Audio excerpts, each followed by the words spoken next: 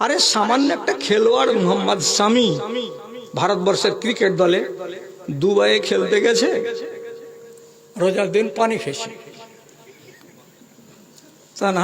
মুর্শিদাবাদের একটা আলেম আর অন্যান্য জায়গায় আলেম বলছে, হ্যাঁ সারা এটা মুসলমান রোজার দিন এরকম করে লক্ষ লক্ষ মানুষের সামনে এরকম করে বোতল পানি খেয়ে নিল, লাগলো মোহাম্মদ শামির পিছনে তো আর পোস্ট মটাম করে ছেড়ে দিল। আমি বলছি একটু দয়া কর রে আলেমের বেটা আলেম, কি দয়া? মুসাফিরের উপরে রোজা আছে, হ্যাঁ না বলেন না? নাই, আমার মন আমি রোজা রাখবো না, আল্লাহ ছাড় দিয়েছে আমাকে। তো কলকাতা থেকে দুবাই 2500 কিলোমিটার রাস্তা, এটা সফর না সফর নয়? তো সফরের হালাতেও খেলতে নেমেছে, তো এমনি তো ছাড় পাই যে আমি রোজা রাখবো না।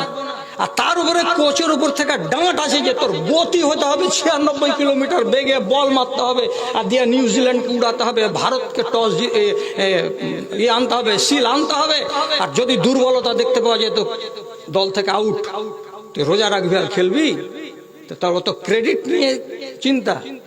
তো একটু শরীয়তের ছাড় আছে যে আমি বিদেশি মুসাফির, আর তার উপরে ওর উপরে বল প্রয়োগ করা হয়েছে, সেই ক্ষেত্রের মানুষটাকে তো মাপ দিতে কেউ রাজি নয় ভারতবর্ষের আলেমেরা।